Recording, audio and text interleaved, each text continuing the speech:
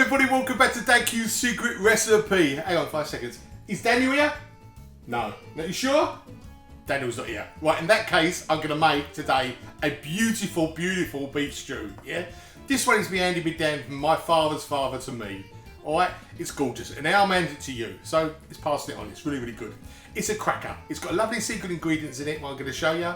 It's just got everything. It's got carrots, onions, a beautiful, beautiful beef. It's fantastic. Alright? I'll show you how to make it over here. Come on. Right, here we go. Here's the ingredients. Start off, a beautiful, beautiful bit of beef here. A nice bit of stewing beef, that is. Get everything out of butcher. Gorgeous, yeah? I've got some lovely taters, some onions, carrots, a nice bit of thickener, oxo cube, a little bit of red wine. I say it all the time, it's optional. Some herbs, some black pepper, salt, and a little bit of tomato. Yeah? Got some water to put into the stew when I've mixed it all up. At the back here, I've got some suet and some sulphate of flour. I'll show you how to do that later on. That's the dumplings, alright? And my secret ingredient to this is Marmite. Marmite makes it taste That is beautiful. I hate Marmite. I really do hate it. But in here, the Marmite brings the stew out. Right, here we go. Let me show you how to do the carrots first of all. You just got to peel these down. I like this. Lovely little bit of peeler, this one. Just a little peeler. Picked up somewhere 1,000 million years ago. Peel them right back. Beautiful. Cut the old top off and the bottom off. Like that. Cut them in half. And that's what you want to work with, that. That's how you want your carrots in the stew. Just exactly the same as that. Right, here we go. All the carrots are all nicely chopped up and peeled. Bit of a pain that, get the old peel off, but it's okay once it's done. Right, so I've got to bring all this together. That's the start. I'm going to put them all into a nice pot. And I'll show you the pot I'm going to use. Here we go. That's the pot I'm going to use. It's hand-me-down from my mother. It's a hand-me-down stew, this one. Don't know how long she's had it. It's great. It's a lovely pot. It's beautiful for doing stews. I think actually she used to boil her old knickers in it when they had no boilers in the old days. That's a cracker. So it's got plenty of flavour, alright?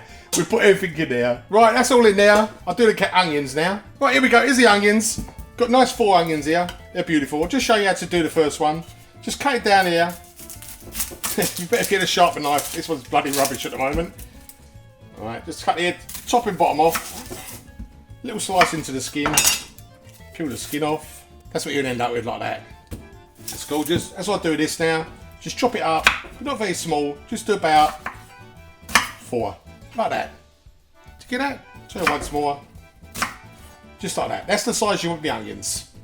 Right, there we go. All the onions all chopped up nicely. A little tip, by the way, because my eyes run like a tap when I do onions. Go over to the tap itself, in the sink, turn the water on, let the water go for a little while, and your eyes will get better, trust me. Alright, they go in the old pot over there. Right, that comes to the meat. I'll show you how to do the meat now, alright?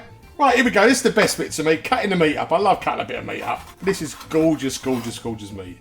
Beautiful. I've done the old blade a bit better now. Sharpened it up. That's what you want. The onions have made my nose run like a kid, right? Anyway, that's the size we're looking for in this stew. Because we're going to cook this stew a very long time. So we don't want the meat too small because it will break down. That's it there, yeah? Right, there we go.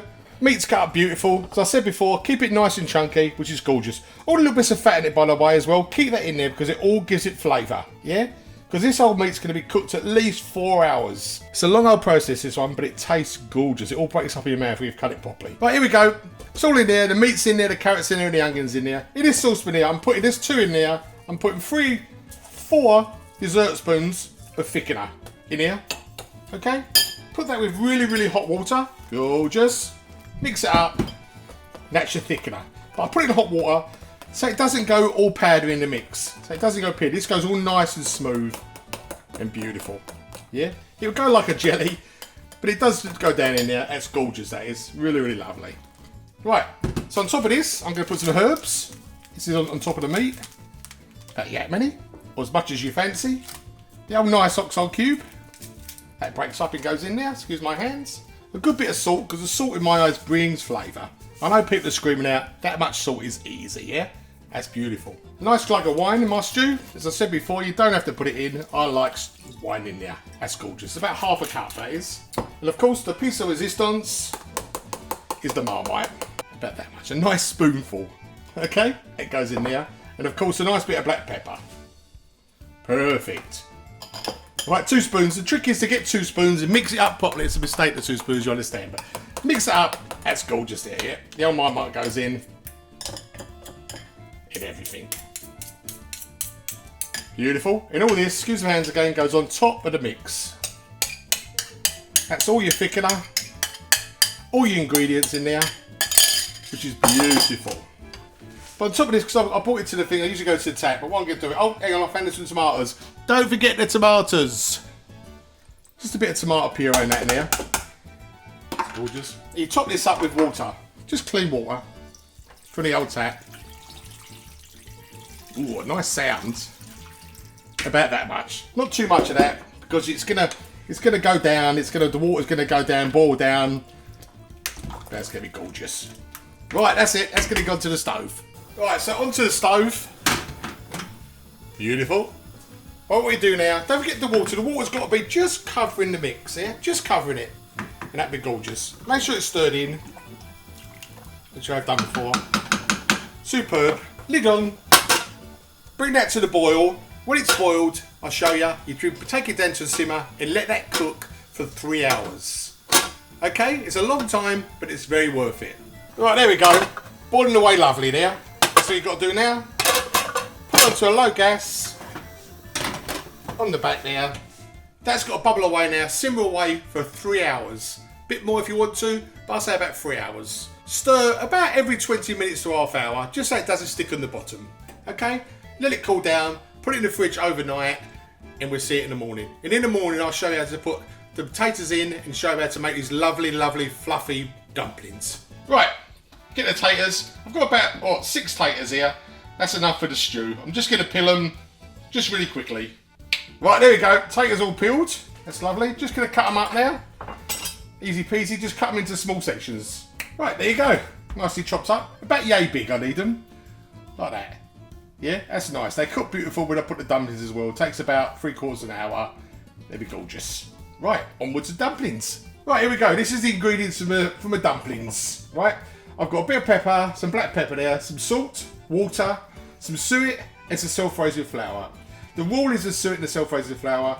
200 grams of suet, 400 grams of self-raising flour. Just double up on the flour. And that should make a nice eight dumplings altogether. I'll show you how to do it now. This is my dumplings. Flouring first. Beautiful. And the old suet. Gorgeous. Bit of black pepper. And again, just put as much as you like. I'm a pepper freak, as I've said before. I like a lot of pepper, so nice bit of pepper there. Bit of salt.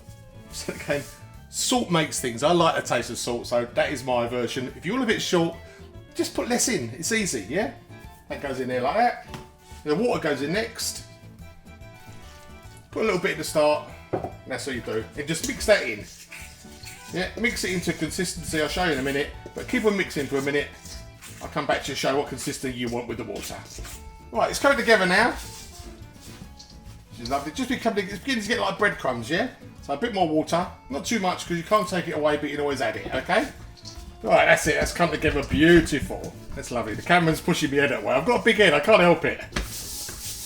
There you go. That's what we're looking for. A nice bit of dough. All mixed up beautiful. Bit of suet rather. That's gorgeous. Right, we want 8 dumplings out of this. So that's what you do is just divide it. Don't have to be that exact. Just 2, 2. 2 again. And just so forth. Yeah. As I said, don't have to be exact at all. Just keep on tearing. Voila!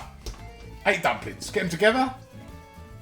Let's get the old hands and make them into nice little balls like that. Okay.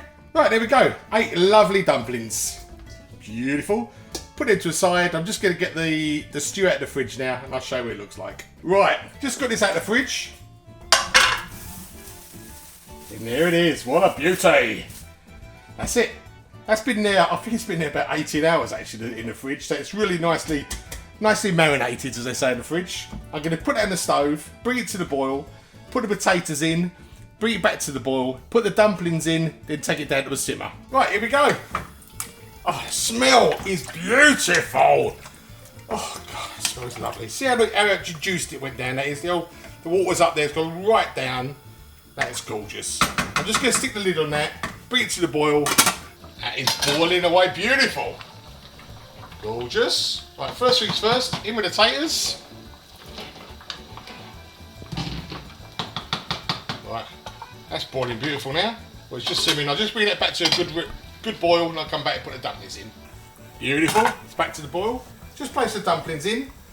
Just spread them about. Hope you can see that okay. One in the middle. Because they will swell up the dumplings with the gravy and the suet. That will be gorgeous. Just spread them about a bit. Excellent. Put the lid back on. Down to a simmer. Let them cook now for about half an hour. Yeah? And they will be beautiful. Then what you do then, you get your knife, stick it into the dustbin, into the dumpling, bring it out. When it's nice and clean, the dumplings are cooked. I'll show you that in a minute, or even half hour. Right, here we go. That's beautiful, look at that. Turn that off. Right, get the old knife, stick it into the dumpling, bring it out, clean as a whistle. That is cooked perfect. Beautiful. Let's dish up. Right, there we go. A beautiful, beautiful stew. Please try that one. That is gorgeous. Right, that's it. A beautiful stew. Please, please, please try that one because that is gorgeous. And winter's coming, it'll make you feel really, really lovely and warm inside. And all your mates and family will love you forever. I'll see you later. Bye.